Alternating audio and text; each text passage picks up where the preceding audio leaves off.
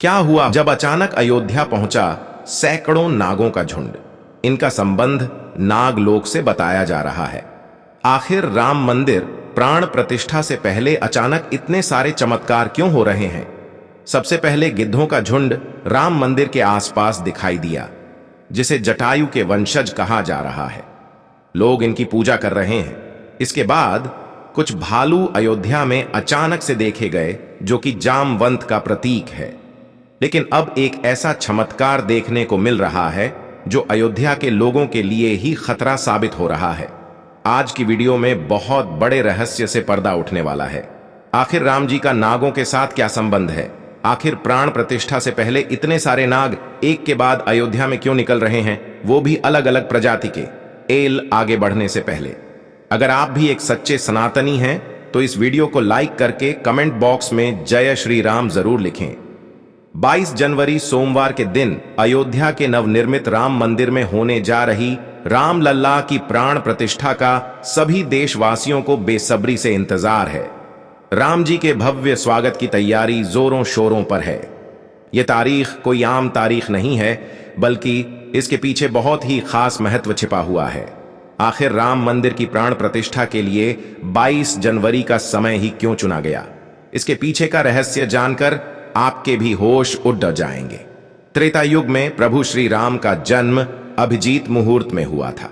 22 जनवरी सोमवार के दिन मृगशीर्ष नक्षत्र में अभिजीत मुहूर्त का संयोग बन रहा है। यही कारण है कि इस तिथि को राम लल्ला की प्राण प्रतिष्ठा के लिए चुना गया है। साथ ही यह भी माना जा रहा है कि इस शुभ मुहूर्त में राम लल्ला की प्राण प्रतिष्ठा करने से प्रभु श्री राम सदैव मूर्ति के अंदर विराजमान रहेंगे। लेकिन जैसे जैसे प्राण प्रतिष्ठा का समय नजदीक आ रहा है, वैसे वैसे अलग अलग प्रजाति के नाग अचानक ही अयोध्या में प्रकट हो रहे हैं, जो कि अयोध्या वासियों के लिए खतरा बनते जा रहे हैं। लेकिन गिद्धों का और भालुओं का संबंध तो प्रभु श्री राम से बताया जाता है। उन्होंने रामायण में उनकी सहायता भी की थी। लेकिन इन नागों का श्री राम के साथ क्या संबंध है? आज की वीडियो में इस रहस्य से पर्दा उठने वाला है। चौंकाने वाली यह है कि इनमें दो प्रजाति के नाग अलग अलग क्षेत्र में बार बार निकल रहे हैं, जिनका संबंध वासुकी और तक्षक नाग के साथ जोड़ा जा रहा है। ऐसा कहा जाता है प्रभु श्री राम के भाई लक्ष्मण साक्षात अनंत शेषनाग का रूप है, और वासुकी नाग, तक्षक नाग और शेषनाग तीनों ही आपस में भाई है, जिसमें तक्षक और वासुकी नाग पाताल में निवास करते हैं और शेषनाग बैकुंठ में भगवान विष्णु की सेवा करते हैं। अंदाजा लगाया जा रहा है कि जब प्रभु श्री राम अपने भाई लक्ष्मण यानी शेषनाग और माता सीता के साथ अयोध्या धाम पहुंच रहे हैं, तो क्या शेषनाग के दोनों भाई पाताल में से उनसे मिलने के लिए बार बार प्रकट हो रहे हैं? दोस्तों, यह रहस्य बहुत बड़ा है, क्योंकि अयोध्या के क्षेत्र से जब एक सांप को पकड़कर सुरक्षित इलाके में छोड़ा जाता है, तो वही सांप पुनः राम मंदिर परिसर में भी देखा जाता है, जिससे कई बार मजदूरों को भी काम करने में भय महसूस होता है। लेकिन जय श्री राम का नाम उन्हें हिम्मत देता है। आप भी नीचे कमेंट बॉक्स में जय श्री राम जरूर लिखें। लेकिन दोस्तों, प्रभु श्री राम का नागलोक के वीडियो के साथ क्या संबंध है, वह सच्चाई जानकर आपके पैरों तले जमीन खिसक जाएगी, क्योंकि पूरे घटनाक्रम को मल्टीवर्ड्स के साथ जोड़कर देखा जा रहा है, जिसे हिंदी में सृष्टि चक्र कहते हैं। मल्टीवर्स की सच्चाई जानकर आपके भी रोंगटे खड़े हो जाएंगे। जिस संसार में हम रहते हैं वह सृष्टि व विनाश के चक्र से गुजरती है। इस संसार के प्रत्येक सृष्टि चक्र को एक कल्प कहा जाता है। हर कल्प के 4 युग या 4 भाग होते हैं। दूसरे भाग या त्रेता युग में राम अयोध्या में जन्म लेते हैं और रामायण करके फिर से बैकुंठ लौट जाते हैं।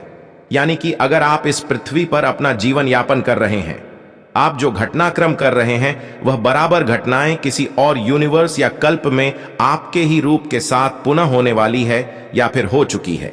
आगे मल्टीवर्ड्स की सच्चाई को साबित करने के लिए एक ऐसी पौराणिक घटना आपको बताएंगे, जिसे जानने के बाद आपको भी मल्टीवर्स की सच्चाई पर यकीन होने लगेगा।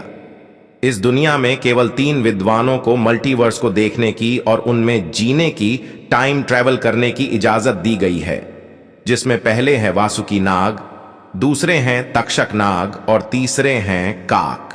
देव तक्षक और वासुकी नाग के बारे में हम आपको बता चुके हैं, लेकिन सवाल उठता है आखिर काकभुशुंडी कौन है और आखिरी इन्हें प्रभु श्री राम ने अमर कैसे बनाया। वेदों और पुराणों के अनुसार काकभुशुंडी ने 11 रामायण और 16 महाभारत देखी हैं। वह कल्प के अंत तक अपने शाश्वत स्वरूप में जीवित रहेंगे। भगवान राम ने ही काकभुशुंडी को अमर बनाया था। कौए के रूप में अपने एक जन्म के दौरान काकभुशुंडी की मुलाकात बालक राम से हुई। प्रभु खेल रहे था और उसने उसे पकड़ने की कोशिश की। समय आने पर काकभुशुंडी को भगवान के मुख के दर्शन हुए। बालक राम के मुख में आकाश गंगाओं और ब्रह्मांड को देखने के बाद काकभुशुंडी ने भगवान राम से दूर उड़ना बंद कर दिया और उनके पास लौट आए। काकभुशुंडी ने भगवान राम को न पहचानने के लिए क्षमा मांगी। भगवान ने उन्हें दिव्य मुस्कान दी और काकभुशुंडी से उनकी इच्छा पूछी। काकभुशुंडी ने कहा कि वह भगवान राम के प्रति अपनी भक्ति हमेशा हमेशा के लिए करना चाहते हैं। काकभुशुंडी के प्रेम और समर्पण से प्रसन्न होकर भगवान राम ने उन्हें आशीर्वाद दिया कि काल काकभुशुंडी को नहीं मार सकता और वह इस कल्प के अंत तक जीवित रहेंगे, जिसके बाद सृष्टि के 27 चक्रों तक जीवित रहे। उन्हें अमृता का वरदान प्राप्त हुआ। वे कौवे के रूप में जीवित रहे क्योंकि उन्हें भगवान राम के निकट रहने का अवसर मिलता था। जब भी भगवान राम का जन्म होता है वह अयोध्या जाते हैं और भगवान राम को एक बच्चे के रूप में बड़े होते और खेलते हुए देखते हैं। यह भी हो सकता है काकभुशुंडी अयोध्या में भी हाल फिलहाल मौजूद हो और राम मंदिर के निर्माण कार्य को अपनी आंखों से देख रहे हैं। यानी कि यह तीनों विद्वान अपनी मर्जी से किसी विकल्प यानी यूनिवर्स में जा सकते हैं, टाइम ट्रैवल कर सकते हैं और अयोध्या में अचानक से नागों का पाया जाना, वह भी राम मंदिर। प्राण प्रतिष्ठा से पहले तो इनका संबंध भी वासुकी और तक्षक नाग से लगाना गलत नहीं होगा। इन नागों के दर्शन मात्र से भक्तों का उद्धार हो जाता है। लेकिन कई लोग होंगे जो अभी भी मल्टीवर्स यानी सृष्टि चक्र को मानने को तैयार नहीं होंगे। लेकिन आगे हमें कैसे? कहानी एक ऐसी सच्ची कहानी आपको बताने जा रहे हैं जिसका संबंध रामायण से जुड़ा है और इसे जानकर आपको विश्वास हो जाएगा कि मल्टीवर्स वास्तव में होता है। जिस तरह दुनिया में आने वाला हर इंसान की मृत्यु निश्चित होती है, उसी तरह इंसान रूप में जन्म लेने वाले भगवान के अवतारों का भी इस धरती पर एक निश्चित समय है। वह समय समाप्त होने के बाद उन्हें भी अपने प्राण त्याग करके अपने लोक वापस लौटना पड़ा था।